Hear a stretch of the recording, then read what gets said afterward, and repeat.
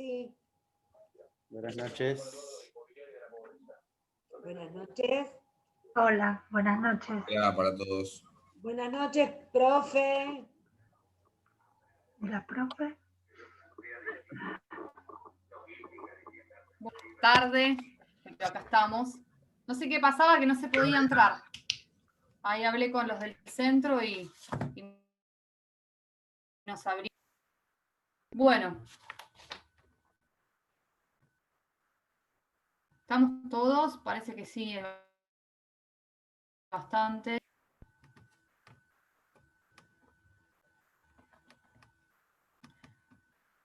Vamos a hacer lo siguiente. Funciona bien. Vamos a hacer lo que siempre hacemos. Apago la cámara para que corra mejor. ¿Sí? ¿Les parece bien? Perfecto.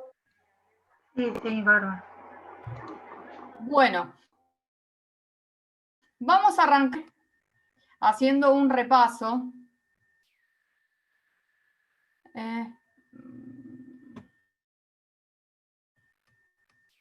La clase pasada empezamos a ver poder ejecutivo, ¿se acuerdan? Y cuando empezamos a trabajar, este poder que mencionamos es que lo que adopta nuestra Constitución, o mejor dicho, la Constitución histórica, lo que va a adoptar, tomando como modelo la Constitución norteamericana, presidencialista. ¿Por qué decimos esto? Porque de la lectura de la propia Constitución vamos encontrando características propias de distribuir el poder entre los distintos órganos de gobierno.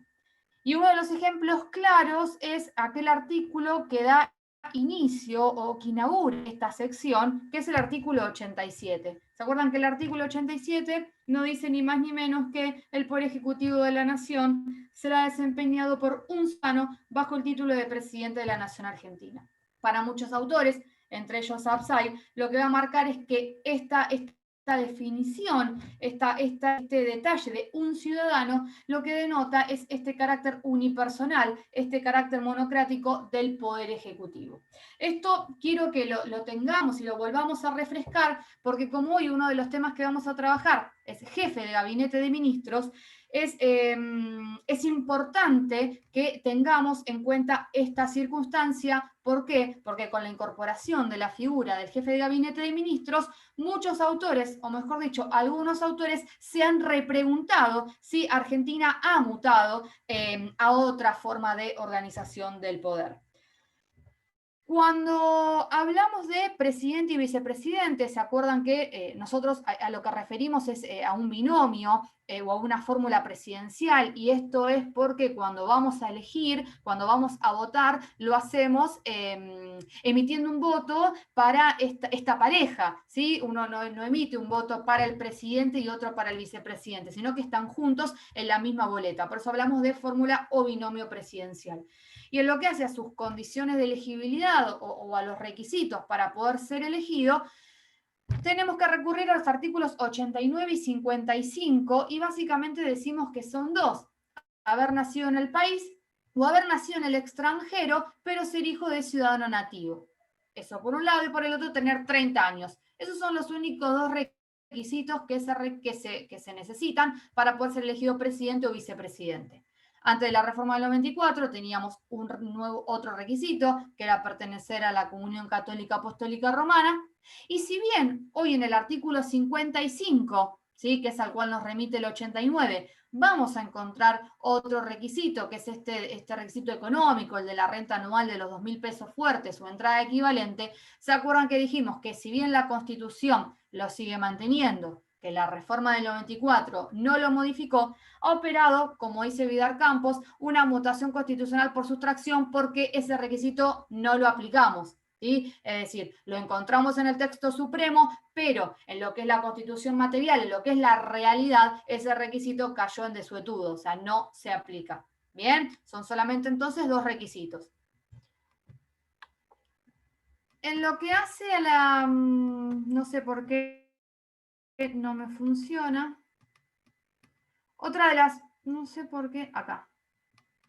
Otra de las cuestiones que habíamos mencionado tenían que ver con el juramento, la remuneración, la duración del plazo.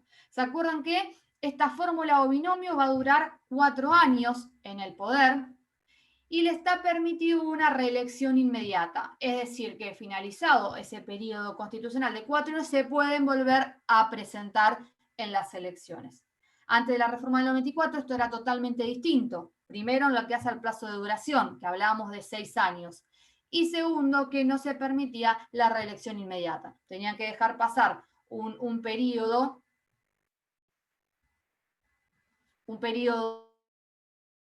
de 6 años, igual que el del mandato, y ahí sí poder presentarse de nuevo. Es decir, que antes del 94 la reelección inmediata estaba prohibida. Con la reforma se permite, pero por un solo periodo.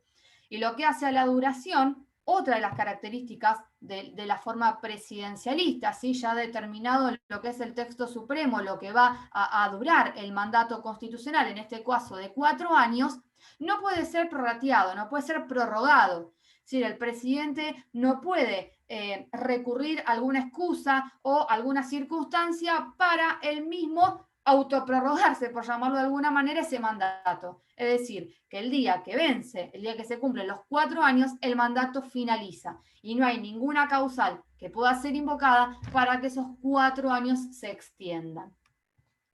Otra de las cuestiones interesantes que habíamos hablado la clase pasada tenía que ver con el juramento, ¿sí? El artículo 93 de la Constitución, un artículo que también es reformado con la reforma del 94, en pos de esta libertad de culto, libertad religiosa que se impulsó, porque el anterior, es decir, el artículo que estaba o que integraba la Constitución histórica hablaba de un juramento católico, ¿sí? Jurar por los santos evangelios. Ahora no, se respetan las creencias religiosas. Y lo interesante del juramento, ¿se acuerda? Era que hacía la validez del título, ¿sí? O sea, no es que aquellos candidatos que se presentaron a las elecciones y que ganaron podían obviar este juramento. No es opcional, ¿sí? Al punto que de obviarse, de saltearse, se estaría en presencia de unos mandatarios de facto, ¿sí? O sea, el juramento hace a la validez del título de iure. Por eso esto que señalaba la clase pasada, que el juramento no es un acto ceremonial, ritualista para las fotos, para las cámaras. No, hace a la validez del título. Y en esta mención del binomio, de la pareja presidencial, habíamos hablado del vicepresidente, una figura que Sapsay le dice que es como un funcionario de reserva. Y el vicepresidente encontramos dos funciones claras. ¿Se acuerdan que dijimos que si uno va en busca de un artículo que detalle en incisos, en numerosos incisos, atribuciones del vicepresidente, no lo va a encontrar? ¿Sí? No va a encontrar un artículo similar al 99 o similar al 100. Pero sí, distribuido en el texto, encontramos dos atribuciones del vicepresidente. Por un lado, una que tiene siempre, ¿sí? Que es presidente de la Cámara de Senadores con voto solo en caso de empate. Y por otro lado, tiene una función que es esporádica y que es transitoria, o sea, no la tiene siempre, que es la de reemplazar al presidente. ¿Y por qué decimos que no la tiene siempre? Porque obviamente la va a ejercer solo cuando el presidente no está. ¿Bien? Y esto entonces nos había dado pie, voy rápido porque estamos haciendo un repaso, y esto nos había dado pie a hablar de lo que es acefalía. ¿Se acuerdan que cuando hablamos de acefalía, lo primero que tenemos que marcar es, o lo primero que tenemos que tener en cuenta es desde qué definición vamos a partir, ¿sí? O qué definición vamos a adoptar, qué vamos a entender por acefalía? ¿Por qué? Porque yo les dije que se pueden tomar dos posturas, o mejor dicho, hay dos formas de entenderla. Por un lado, hay algunos autores que van a decir que hay acefalía solo con la ausencia del presidente. Y el presidente no está, hay acefalía. ¿Por qué? Porque si el presidente es la cabeza, es el titular del Ejecutivo, y esta figura no está, habría acefalía, ¿sí? En esa lógica. Ahora, si recogemos esta distribución esporádica que tiene el vicepresidente y la mezclamos con esto de acefalía, vamos a decir no. Porque si el presidente no está, pero la función del vicepresidente esporádica es la de reemplazarlo, el cargo no queda vacío, ¿sí? Imagínense, no sé, en un partido de fútbol un jugador se lesiona o, no sé, el técnico saca al jugador, no es que el equipo se queda con un jugador menos. ¿Por qué? Porque alguien lo va a reemplazar. Bueno, esto sería el caso. Entonces,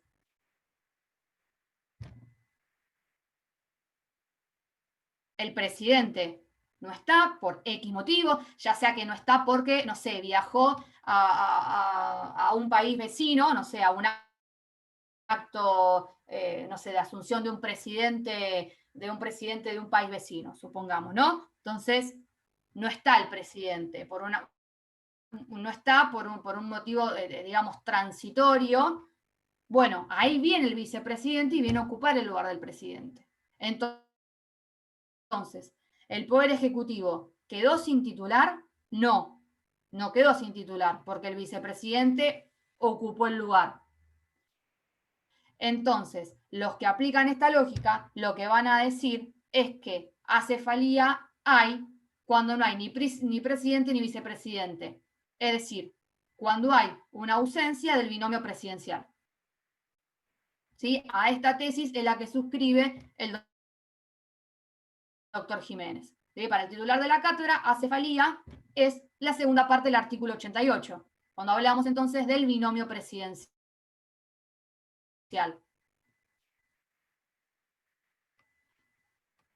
Y acá Jiménez lo explica mejor que yo. Él nos va a decir, si se encuentra en funciones el vicepresidente, la cefalía no es posible, ya que existe un funcionario cuya función constitucionalmente asignada es la de suceder al presidente en esas circunstancias. Entonces nos volvemos a hacer la pregunta. ¿El Poder Ejecutivo quedó desprovisto del titular? ¿El Poder Ejecutivo quedó desprovisto, quedó privado, quedó sin cabeza, ¿no? Remitiendo un poco al significado del término acefalía.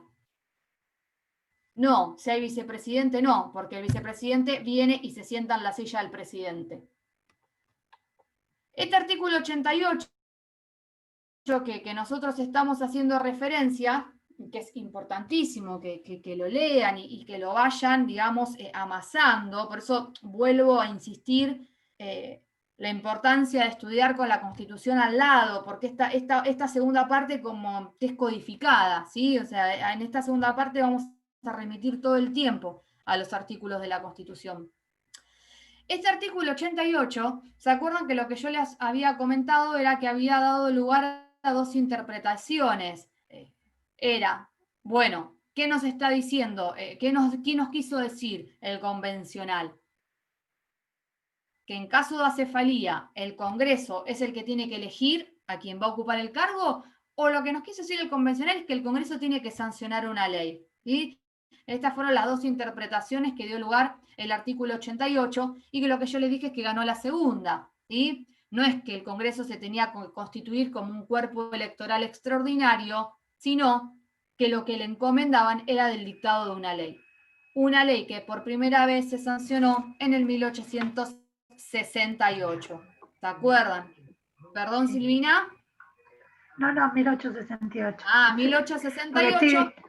Porque estoy siguiendo lo de la clase anterior, por eso. Perfecto, tomaste bien apuntes. La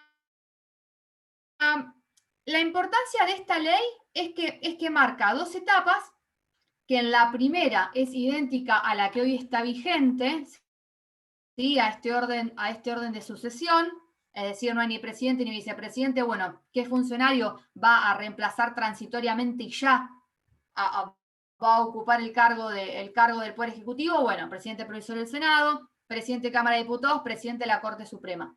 Este es un orden de sucesión, ¿sí? No puede elegirse directamente al presidente de la Corte. No, tiene que respetarse este orden. Se va a ir bajando a medida que el funcionario que le tocaba no está. Ahora, en la segunda etapa, lo que preveía la ley... ¿Podés repetir el orden de sucesión? Para Sí, eso no lo tengo.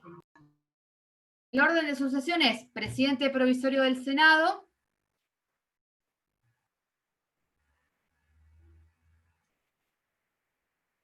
presidente de la Cámara de Diputados y presidente de la Corte Suprema. Gracias. Ahora, no, por favor. Ahora, ese funcionario lo que tenía que hacer es convocar a elecciones. ¿Sí? Entonces, esas son las dos etapas. Por un lado, un funcionario con un orden de sucesión establecido que transitoriamente iba a ocupar el cargo, pero convocar directamente a elecciones.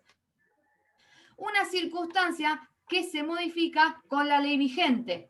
¿Sí? La ley vigente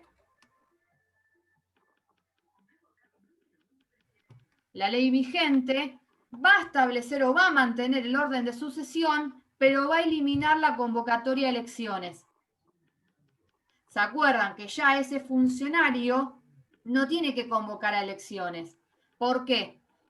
Porque el Congreso reunido en asamblea va a nombrar a un presidente. Y se acuerdan que este Congreso reunido en asamblea legislativa significa las dos cámaras juntas, no puede elegir a cualquier persona, ¿sí? Esa elección, esa designación tiene que recaer en un senador nacional, diputado nacional o un gobernador de provincia. Obviamente que cumpla con los requisitos del artículo 89 y 55. Es decir, un gobernador que tenga 28 no va a poder ser. ¿Por qué? Porque no cumple con 30 años. ¿Se entiende? Entonces, el Congreso va a tener dos limitaciones para nombrar al presidente. Por un lado, nacional, senador nacional o gobernador de provincia. Y por el otro lado, que tiene que cumplir con los requisitos para ser elegido presidente o vicepresidente. Una pregunta. Sí. Para el caso que todavía no se aplica la ley de acefalía, el caso de que pasó con De la Rúa, que Chacho Álvarez renuncia varios meses antes de que lo depongan a De la Rúa, ¿no? Sí. En ese caso no había vicepresidente y si le tocaba viajar a De la Rúa, yo no recuerdo quién era el que ocupaba el cargo presidencial. El orden de sucesión. ¿Qué? Mauricio, ¿no? El que está hablando. Sí, sí. Ah, te reconocí la voz. Mirá, soy... es el mismo... En estos casos que yo estoy planteando, estamos hablando de una cefalía permanente, pero si la cefalía llegara a ser transitoria, se aplica igual ese orden sucesorio. Es decir, vamos al caso de la Rúa. No tenía vicepresidente porque Chacho Álvarez había renunciado antes, ¿no? Tenía que viajar al exterior o estaba enfermo, se aplicaba el orden sucesorio, es decir, el presidente provisorio del Senado. ¿Se entiende? Sí, pero no se aplica ley de acefalía ahí. Eso no es una cefalía, ¿o sí? No. Eso es una cefalía también. Transitoria, ok. Transitoria. Claro, es una cefalía transitoria. Lo que sucedió en diciembre del 2001 fue Un golpe de Estado. una cefalía permanente, porque ahí sí, a la renuncia de la Rúa, ahí no teníamos ni vicepresidente y nos habíamos quedado sin presidente. Pero si de la Rúa viajaba, pero volvía, la cefalía se aplicaba, porque había ausencia del binomio, pero transitoria. Porque él después retomaba el poder, sí. Y de hecho, ahí un compañero lo dijo bien, era Puerta. ¿Sí? Por lo menos durante la última etapa, fue Federico Ramón Puerta. ¿Se acuerdan que la clase pasada, cuando hicimos esa línea histórica, hicimos mención a que él fue el que asumió interinamente la presidencia? A ver. Tengo algo. Ah, sí, ahí puso. ¿Se corta mucho? Pensé que no se cortaba porque no, me apareció solamente una vez el cartelito. ¿Se corta mucho el internet? ¿La clase? Que alguien me escriba ahí. Y creí que era yo, creí que era yo solo porque estoy en la calle. Ah, ¿se corta? Pero- Un Ah. poquito, pero Bueno. es te como quería- que queda suspendido y después retomás. Igual, miren, todos los miércoles curso un posgrado de constitucional. La clase tuvo que terminar antes porque al profesor, a Alberto Espota, se le cortó internet y tuvo que pedir disculpas, pero no pudo retomar jamás la clase. Así que digo, bueno, no solamente a esta humilde Yo lo que noté, profesora le pasa, a los grandes María, también, porque tuvo que terminar el posgrado. ¿Qué? yo lo que noto cuando Sí, veo Mauricio. cuando veo las clases por YouTube que sube Franja Morada, que tu Sí. resolución, la resolución de tu video es mucho más alta que la de los Sí. demás profesores. Creo que lo tuyo está en 720, Ah, 1080, y los demás con 360 se arreglan y se ve bien. No sé si eso vos lo podés modificar. le pregunto a mi marido, yo no tengo idea, soy un cero alaz en lo que es tecnología, pero no caso una. Pero se lo voy a preguntar a mi marido, que también da clases, así que capaz que sabe más que yo. Muy bien. Buen Era dato, eso. después se lo voy a decir, capaz que me sirve. Bueno, Profe, vamos a arrancar ¿puedo preguntar algo? con el tema nuevo, ya es tardísimo. Sí, Acá cuando estoy retomando lo que de la clase anterior, de la línea de tiempo, sí, que dice el Ulises, sistema de ¿no? lemas, Sí. ¿en qué consistía eso? Porque no... Lo que hace es modificar, no quiero entrar en eso porque es tardísimo. Si querés, déjame que arranque con el tema Sí, de sí. hoy, y después al final lo retomamos eso, porque lo que hace es modificar el sistema de elección.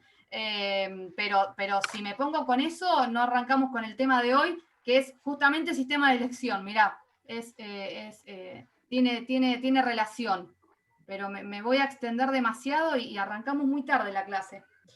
Pero lo anoto y lo vamos a retomar. Sistema de elección. Bueno, justo ahora con las elecciones de Estados Unidos, un poco esto que vamos a mencionar, por lo menos ahora, seguramente les suena. No, si renuncia el vicepresidente, no se reemplaza. De hecho, ¿se acuerdan lo que pasó con De la Rúa? Renuncia Chacho Álvarez y el vicepresidente no se reemplazó. Ahí creo que respondí la pregunta. Bueno, sistema de elección. ¿Sí? Ahora lo que nos vamos a dedicar es a ver cómo se elige presidente y vicepresidente. Lo primero que tenemos que mencionar es cómo era antes de la reforma. Esperen que voy. De nada. ¿Cómo era antes de la reforma? Ahí les señalé los artículos donde estaban, cuáles son los antecedentes, pero ya les digo, hoy vamos a tratar de ir como a lo más grueso, porque si no, o terminamos a las 2 de la mañana o apuntamos por lo menos a lo principal y la clase que viene volvemos a retomar. Antes de la reforma, el sistema de elección era indirecto, ¿sí? Y si ustedes estuvieran empapados en lo que tiene que ver con la elección de Estados Unidos, esto les va a sonar. ¿Por qué? Porque antes de la reforma del 94, la Constitución histórica, que volvemos, tomó como modelo la Constitución norteamericana.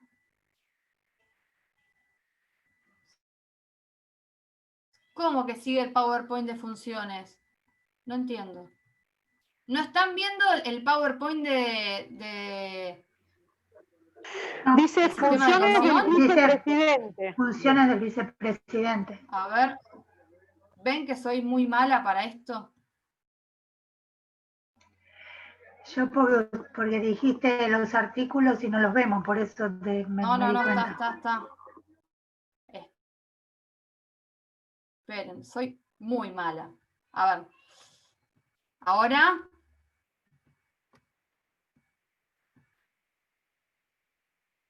Ahora. Dice Poder Ejecutivo, un sistema de elección de presidente y vicepresidente. Ahora sí. Bien, Artículo 81 y 85. buenísimo. Bueno, eso. Ven que soy mala, así que Ahora ustedes sí. me van marcando. Qué bien que están atentos. Bueno, eso significa que dormidos no están. Bueno, sistema de elección indirecto, también conocido como de juntas o de colegios electorales. ¿Por qué? Antes de la reforma del 94, no hace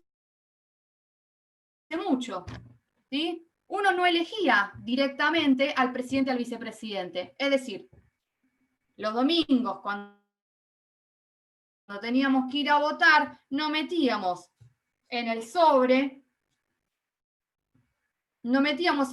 una boleta, ¿sí? Con la cara de nuestro candidato o candidata a presidente o vicepresidente, sino que lo que se elegía era lo que se conocía como electores. Acá yo un poco les describo cómo era el sistema, ¿sí? Los datos más salientes era que cada provincia y la capital lo que hacía era mandar el duplo de legisladores que mandaban al Congreso. Si, por ejemplo, la provincia de Buenos Aires mandaba 10 legisladores, bueno, enviaba 20 electores, y ellos iban a ser los encargados de elegir al presidente y al vicepresidente. Entonces, esto es un sistema de elección indirecto. ¿Por qué? Porque el pueblo no elegía de manera directa al presidente y vicepresidente. Obviamente hay toda una explicación que los grandes autores nos lo van a decir mejor, pero básicamente lo que se creía es que, o mejor dicho, cómo fundamentaban esta postura esos grandes pensadores norteamericanos cuando lo plasmaron en su constitución, era que no se les podía dar tal función, o mejor dicho, que el pueblo no podía tener tamaña atribución, porque se iba a dejar llevar o guiar por la pasión y no por la razón. Entonces, lo que el pueblo tenía que tener era la potestad de elegir electores, más no directamente al presidente y vicepresidente. Esto, digamos, era uno de los fundamentos, una de las razones. Otras también tenían con reforzar el sistema federal. Pero bueno, la clase que viene, si arrancamos en hora, vamos a ver un poquito más esto, justamente a raíz de las elecciones de Estados Unidos. Entonces, antes de la reforma del 94, sistema de elección indirecto, juntas o colegios electorales. No se elegía, no se votaba directamente al presidente y al vicepresidente, sino a grandes electores.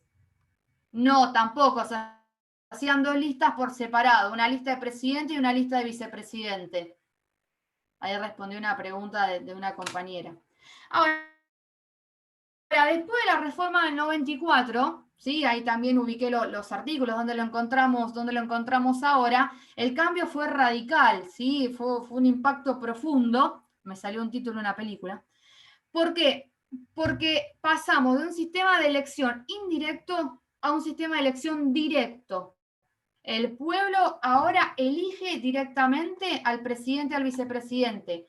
No elige más a esos grandes electores, sino que presidente y vicepresidente son directamente elegidos por el pueblo y la elección es por fórmula, lo que estamos machacando desde que empezamos.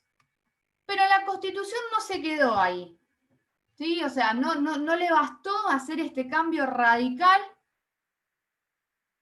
sino que incorporó algo novedoso, un mecanismo novedoso, que es el mecanismo del balotaje o doble vuelta electoral.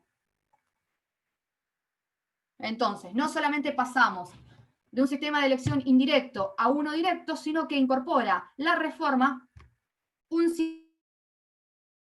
sistema, un mecanismo, un instituto propio del derecho francés. Balotage o doble vuelta electoral.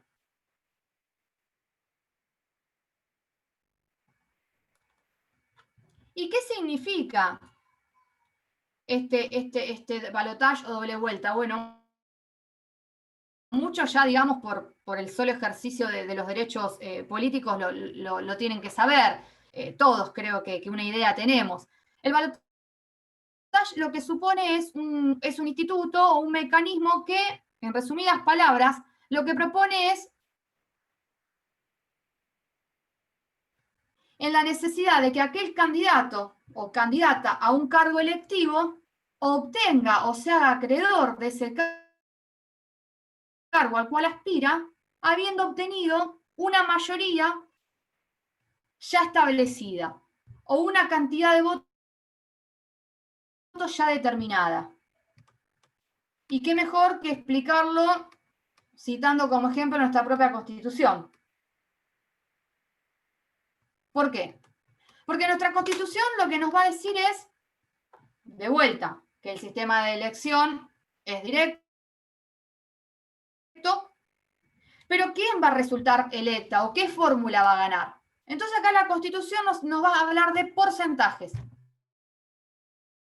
Y nos va a decir, hay dos maneras de ganar. Por un lado, la fórmula más votada, ¿sí? O mejor dicho, va a resultar electa la fórmula que haya recibido más del 45% de los votos afirmados. ¿Sí? Acá entonces la Constitución nos establece un porcentaje, 45% de los votos. Entonces, o binomio, candidatos, candidatas que se presenten y que obtengan más del 45% de los votos, gana. Otra elección, no hay nada, gana. Pero la Constitución también nos dice, si alguna de las fórmulas, ¿sí?, que se presenta saca el 40% de los votos, pero hay una diferencia de 10% de votos, con respecto a los votos también gana. Entonces, la Constitución nos marca que hay dos maneras de ganar una elección, sacando el 45% o sacando el 40% con una diferencia del 10 sobre la segunda. Por descarte, ¿qué significa? Que si ninguna de las fórmulas que se saca el 45% de los votos o ninguna saca esta diferencia del 40 con una diferencia sobre 10, va a haber una segunda vuelta. ¿Qué significa? Que va a haber una segunda elección. ¿Con quiénes? Con las dos fórmulas más votadas. No es que si ninguna fórmula saca estos porcentajes, hay una segunda elección con todas las fórmulas de vuelta o con la posibilidad de que nuevas fórmulas se puedan presentar. No.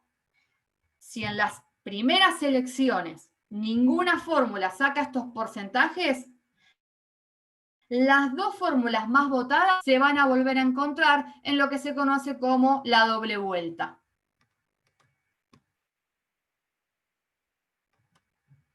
Y para entenderlo mejor, así como con acefalía vimos lo que pasó en el año 2001 con De la Rúa, me pareció interesante que para ver esto y para entenderlo mejor, traigamos un ejemplo bien fresco, que es el del año 2015. Y veamos qué pasó en el 2015. En el 2015, elecciones presidenciales, hay una fórmula, ¿sí?, que es la que obtiene más votos, que es la de Scioli-Zanini. Pero fíjense lo que aparece en la pantalla.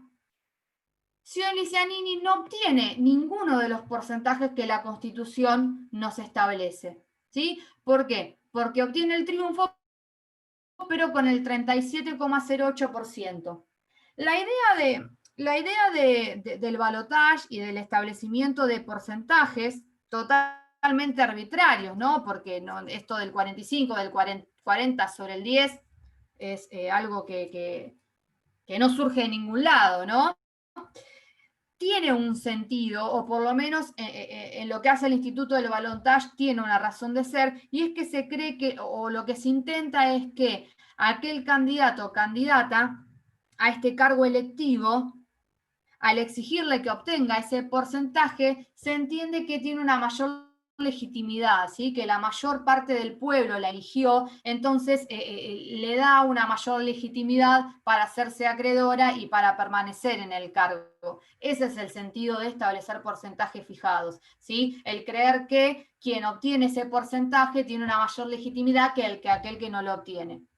Entonces, volviendo al ejemplo. La fórmula Scioli-Zanini obtiene el triunfo, es decir, gana, pero no alcanza con ninguno de los porcentajes que la Constitución le establece. Entonces, como no obtiene ninguno de los porcentajes que la Constitución le establece para ganar en primera vuelta, hay que ir a segunda, ¿sí? Segunda vuelta o hay que ir a balotage. Entonces, fórmula más votada, Scioli-Zanini. ¿Qué hubo que hacer? Ver quién le seguía en cantidad de votos. Entonces, Scioli-Zanini obtiene más votos, pero no consigue los porcentajes. Veamos entonces quién es la que le seguía en votos. La que le seguía en cantidad de votos era justamente la fórmula de Cambiemos, ¿sí? Macri-Michetti. Entonces, tienen que ir, o mejor dicho, van a segunda vuelta, van a balotage, las dos fórmulas con más votos, Scioli-Zanini, Macri-Michetti. En esta segunda vuelta, que la segunda vuelta se hace al mes de producida la primera, van solamente, entonces como les dije, las dos fórmulas más votadas. Ven acá, el cuadro es bastante claro. Ven que en el primero aparecen otras fórmulas, otros candidatos que se presentaron. ¿Ven? Por lo menos el cuadro marca 3. Ahora, en el segundo cuadro ven que dos fórmulas solamente, las dos más votadas van únicamente, no van de vuelta todas. Se produce la segunda vuelta y en la segunda vuelta gana Macri y Michetti, bueno, y lo que todos sabemos, ¿sí? Entonces, esto es un ejemplo claro, por lo menos un ejemplo bastante fresco, porque es de hace poco, de lo que significa el sistema de balotage o de doble vuelta electoral. La necesidad de que la fórmula candidata, para hacerse acreedora del cargo, obtenga porcentajes ya preestablecidos en la Constitución, y que de no cumplirlos ninguna de las fórmulas candidatas, las dos que obtengan más votos se van a volver a encontrar en la famosa segunda vuelta, ¿sí? Entonces, es lo que pasó en el 2015.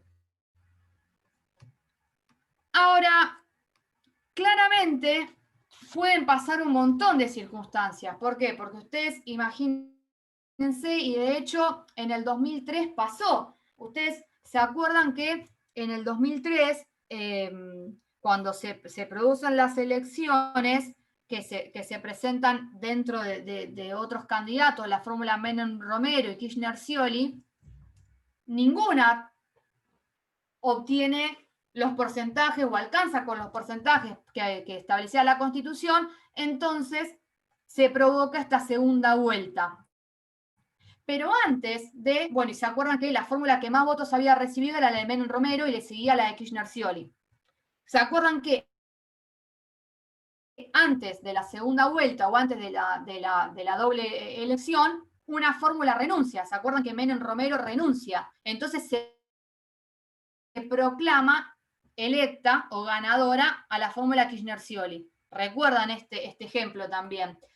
Esta solución, ¿sí?, de qué hacemos frente a esto, no la da la Constitución. Y eso, digamos, es una de las críticas. Por ejemplo, Badeni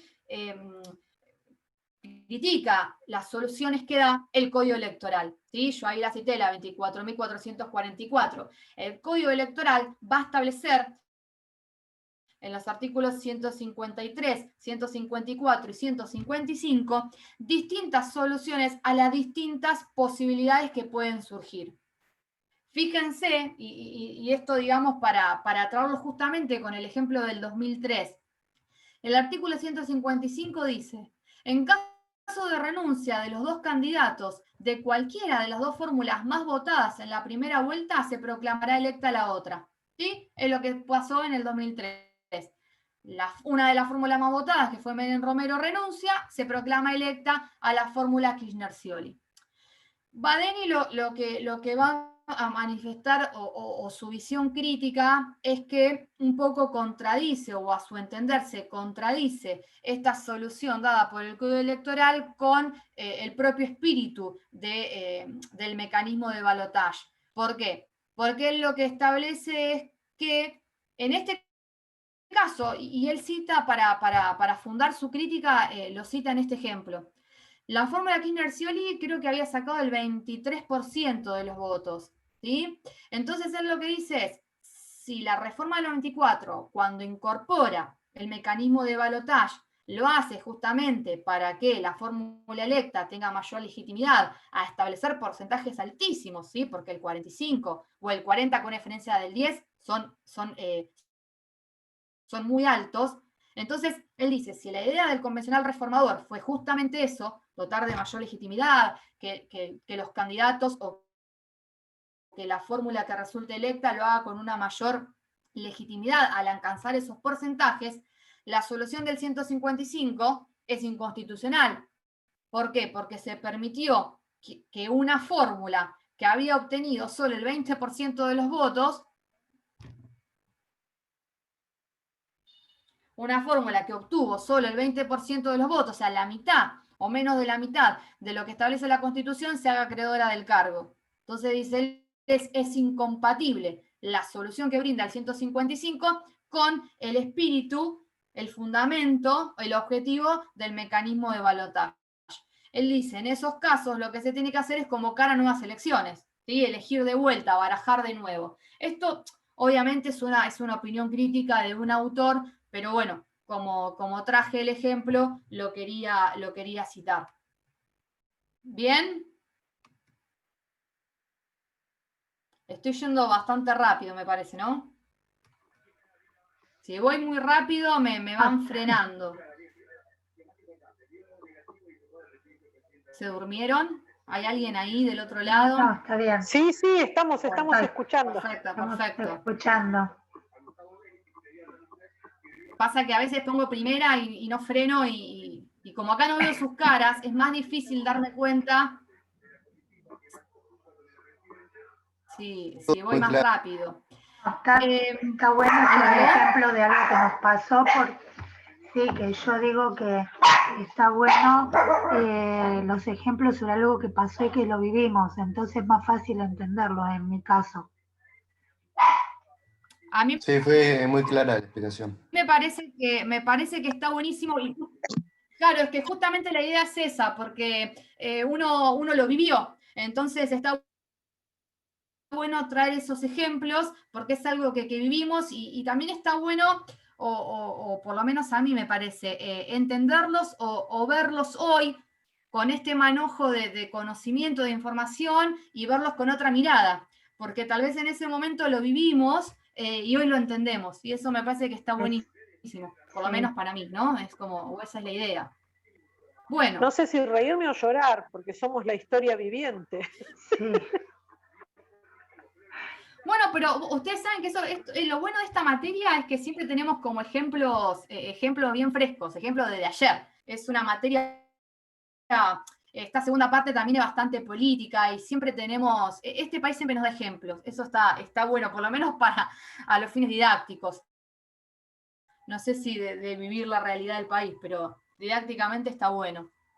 Bueno, vamos con el último tema y nos vamos a cenar.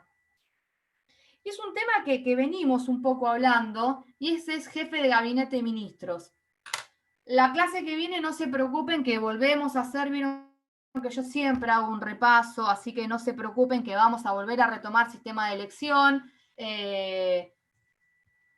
Y si alguna duda les quedó, porque fui demasiado rápido, la trabajamos la clase que viene. Pero ahora quiero por lo menos arrancar con esto, y con esto nos despedimos. Cuando arrancamos la clase hoy y el encuentro pasado, yo hice mención a el sistema presidencialista y a las principales características del sistema presidencialista, por lo menos en su estado más puro, y lo opuse a lo que era el sistema parlamentario. Y a propósito de eso, y tomando la reforma del 94, les hablé de un órgano creado en el 85 por el presidente Alfonsín, que es el Consejo para la Consolidación de la Democracia. ¿Se acuerdan que yo lo que les conté es que fue un órgano encargado de evaluar posibles y eventuales y necesarias reformas al texto supremo? Y entonces, producto de toda su investigación y su labor, se van a emitir 2 dictámenes. Y en uno de los dictámenes, lo que propone el Consejo para la Consolidación de la Democracia era adoptar un sistema parlamentario mixto. Lo que más le inquietaba, o lo que más, digamos, hizo mención e hincapié el Consejo, era en que había que atenuar el sistema presidencialista, ¿sí? Era que había que atenuar, había que enfriar un poco ese rol preponderante del Poder Ejecutivo. ¿Se acuerdan también que lo que yo les había contado es que si bien el sistema presidencialista es propio y nace con la Constitución de Filadelfia de 1787, los autores lo que nos van a decir es que en Latinoamérica lo que se da es un fenómeno más pronunciado que se conoce como el nombre de hiperpresidencialismo, haciendo justamente mención a este rol más preponderante que tiene, el Poder Ejecutivo en estas tierras, y que viene de la mano porque por lo general en los textos supremos latinoamericanos al presidente se lo dota de mayores atribuciones que su par norteamericano, ¿sí? Esto lo trabaja muy bien Sapsay, que ustedes en la página del doctor tienen el libro. Van a ver que ahí se hace una comparación de qué atribuciones, por ejemplo la del veto, que tiene el presidente argentino y que no la tiene el presidente norteamericano, ¿sí? Entonces muchos autores con esto quieren demostrar ese rol más preponderante y en consecuencia este hiperpresidencialismo latinoamericano y argentino en particular, que también tiene raíces históricas, culturales. Por ejemplo, el tema del caudillismo, del culto al líder. Bueno, hay unas características, digamos, como muy locales que confluyen en este famoso hiperpresidencialismo latinoamericano en general y argentino en particular. Pero en fin, la reforma constitucional de 1994 lo que intentó, por lo menos si uno lee la 24.309, es atenuar el sistema presidencialista. ¿Por medio de qué? De muchas reformas. ¿Se acuerdan que habíamos hablado del DNU, de la delegación legislativa, la promulgación parcial de leyes, la reducción del mandato del presidente? Bueno, digamos, distintos ejemplos que podemos citar para demostrar esto. Pero hay uno claro, que es la incorporación de una figura a la que van a bautizar jefe de gabinete de ministros, ¿sí? La figura del jefe de colaborador, le llaman muchos autores, ministro preferido para otros, es una figura que se incorpora con la reforma del artículo 100, ¿sí? El artículo 100 da o inaugura lo que tiene que ver con esta figura. Y la figura, o mejor dicho, ¿qué se buscaba con la incorporación? Por un lado, aliviar al presidente, ¿sí? Aliviarle la agenda al presidente. Recuerdan que, como todo sistema presidencialista, confluyen en él distintas jefaturas: el jefe de Estado, jefe de gobierno y comandadas.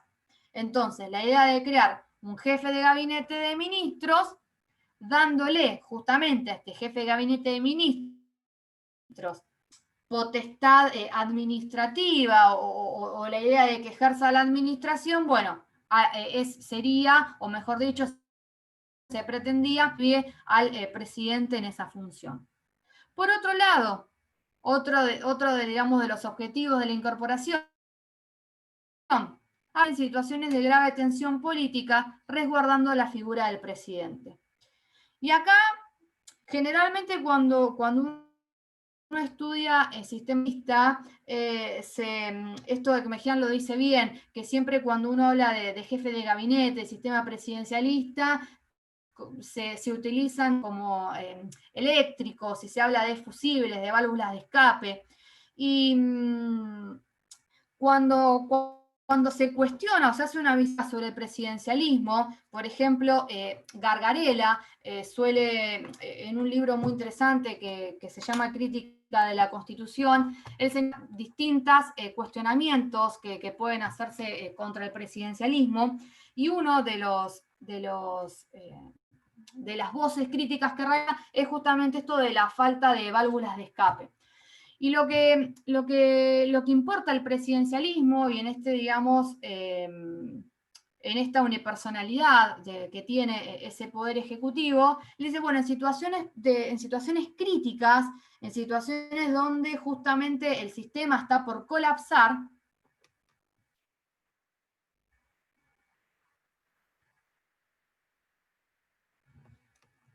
ahí voy, Alejandra. Termino esta idea y voy con tu pregunta. Una de las críticas que se le hace entonces al sistema presidencialista es que no tiene válvulas de escape. ¿Por qué? Dice, frente a una crisis institucional, ¿sí?, la gran amenaza o la principal amenaza recae sobre el presidente. Entonces, vamos de vuelta a un ejemplo de ahora. El 2001, ¿sí?, frente a una crisis institucional, quien paga esos platos rotos, por llamarlo de alguna manera, va a ser directamente el presidente. Muchos dicen, si hubiera existido, o mejor dicho, con la incorporación del jefe de gabinete, lo que buscamos es que frente a esas grandes tensiones políticas, a esas grandes crisis institucionales, la válvula de escape, el fusible, sea el jefe de gabinete y no el presidente con todo lo que ello implica, ¿sí? Y por otro lado, como tercer objetivo, era la de servir de nexo entre el Poder Ejecutivo y el Poder Legislativo. A ver, Alejandra, ¿el jefe de gabinete tendría la función que debería tener el Poder Ejecutivo si no fuera? En realidad, el jefe de gabinete, si vos lees el artículo 100, que establece que están las atribuciones del jefe de gabinete y lo que dice es que va a llevar adelante la administración general del país, lo que se buscó, lo que se pretendió es que el jefe de gabinete sea una suerte de... o que ejerza, o que sea lo que es el primer ministro de los sistemas parlamentarios, ¿sí? Por eso muchos autores lo que se plantearon es sí, con la incorporación de la figura se pasó de un sistema presidencialista a un sistema parlamentario. ¿Por qué? Por estas dos jefaturas desdobladas. Es decir, el presidente seguiría siendo el jefe de Estado y el jefe de gabinete el jefe de gobierno, ¿sí? Justamente o fundado en la primera atribución que le da el artículo 100. Claramente eso, en mi opinión, y en la de todos los autores, no se dio porque si bien por el artículo 100 el jefe de gabinete de ministros ejerce la administración general del país, el responsable político es el presidente. Entonces, muchos autores lo que van a señalar es que el jefe de gabinete sirvió para descentralizar, para aliviar la tarea administrativa del presidente, pero no desconcentró, porque en la medida en que el presidente sigue siendo responsable de la administración general del país, el jefe de gabinete, al estilo del primer ministro de los sistemas parlamentarios, no lo es, ¿sí? Eso, digamos, por lo menos es una visión bastante crítica que se le hace a la figura. Las principales características, y con esto vamos cerrando, el nombramiento depende del presidente, ¿sí? El presidente lo nombra a su gusto y no requiere de ningún tipo de intervención, ya sea, no sé, que le dé el Senado que preste conformidad, una conformidad con el vicepresidente, no, con nadie. El presidente lo nombra, incluso lo remueve sin consultarlo y sin pedir conformidad o consentimiento de ningún otro órgano o miembro o institución, ¿sí? De hecho, muchas veces nos despertamos con que está todo el gabinete modificado, ¿sí? Que de hecho se ha removido jefe de gabinete y ministros, ¿sí? Porque también esto aplica para los ministros. Entonces, el nombramiento le compete al presidente únicamente. La remoción también puede venir del lado del presidente, ¿sí? También puede cesar en su cargo porque renuncia, pero también la remoción puede venir de la mano del Congreso, ¿sí? La idea también del jefe de gabinete es la de un vínculo bastante fuerte y sólido con el Congreso. Y el Congreso, con la mayoría que establece la Constitución, también lo puede remover. Las atribuciones están todas especificadas en el artículo 100, ¿sí? Son bastantes incisos los que establecen sus atribuciones. Generalmente tiene muchas vinculadas con esto, con ser el nexo con el Congreso. Es más, y a esto lo que habla de responsabilidades, el jefe de gabinete tiene que ir al Congreso a comentarle sobre la marcha del gobierno, el Congreso lo puede interpelar, ¿sí? A los efectos de una moción de censura.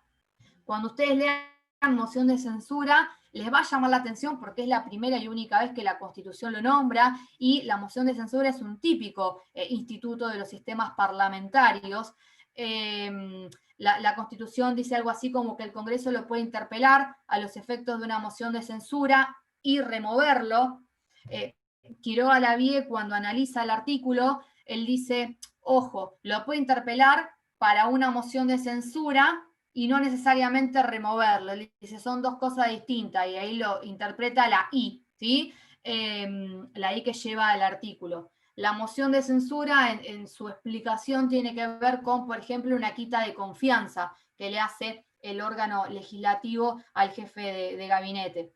No se olviden que en los sistemas parlamentarios hay una íntima vinculación entre el Ejecutivo y el Legislativo, ¿sí? Cuando analizamos la figura, particularmente lo que se entiende es que su incorporación fue correcta, que la aspiración que se tuvo fue concreta y fue correcta, y estuvo, digamos, bien incorporada, pero tal vez faltaron establecer ciertos ajustes para que la figura cumpla con su cometido. Es decir, muchos autores lo que van a decir es, ¿estuvo bien que se incorpore? Sí. ¿Hay que removerlo? No. ¿Pero hace falta modificar ciertas cuestiones? Sí. Y justamente tiene que ver por esto. Si la idea era que el jefe de gabinete de ministros lleve adelante la administración general del país, no podemos dejar que su responsable siga siendo el presidente. Porque obviamente, si yo sigo siendo la responsable de una atribución, tu ejercicio va a estar condicionado a lo que yo te diga, ¿no? ¿Sí? Porque el presidente delegará, pero el presidente observará y el presidente condicionará, porque después el responsable sigue siendo él. Entonces, esa, digamos, es una de las críticas que se le suele hacer a la figura. Entonces, para grandes autores, su incorporación es correcta, su necesidad de mantenimiento está, pero faltarían ciertos ajustes en el funcionamiento para que verdaderamente se constituya como ese primer ministro o como ese, digamos, ese órgano o ese personaje encargado de atenuar la figura preponderante del Poder Ejecutivo. Vamos a dejar acá. La clase que viene vamos a retomar con sistema de elección, vamos a volver un poquito sobre jefe de gabinete, y lo que vamos a seguir es con jefaturas. Vamos a ver lo que son las jefaturas del Poder Ejecutivo, y si ya entramos con decretos, ¿sí? Así que si ustedes quieren ir leyendo para ir adelantando, bienvenidos. ¿Tienen idea de cuándo es la fecha del parcial? El 24. Sí. 24. Sí, la próxima clase sería la última que Bueno, tenemos no estamos mal. ¿La próxima? Sí, es la última. Claro. Bueno, entonces les pido, más que nunca, la próxima clase hacemos de vuelta un repaso y vemos jefaturas y decretos. Pero vamos a tener que ir bastante rápido porque decretos es bastante extenso. Así que si ustedes pueden ir leyendo para la clase que viene, estaría buenísimo. ¿Les parece? Perfecto. Bueno, Perfecto. nos vemos el ¿Va a subir miércoles que viene. ¿Sube los PowerPoint que estuvo dando? Sí. ¿No están subidos? No sé, no me fijé, por eso pregunto. Ahora me fijo. Bueno. Ahora me fijo. Y la clase que viene volvemos con esto que marca Julián, que es verdad, Nino es un autor, cuando se ve jefe de gabinete de ministros, es inevitable hacer mención a Nino, porque claramente él tenía una apreciación y una una idea bastante concreta de jefe de gabinete. Así que la clase que viene retomo con lo de Julián también. Nos vemos el miércoles que viene y vamos a tratar de ver todo lo que nos falta. ¿Sí? Bueno, Bueno. gracias. Profe. Chao, hasta Gracias, luego. profe. Chao. Chao.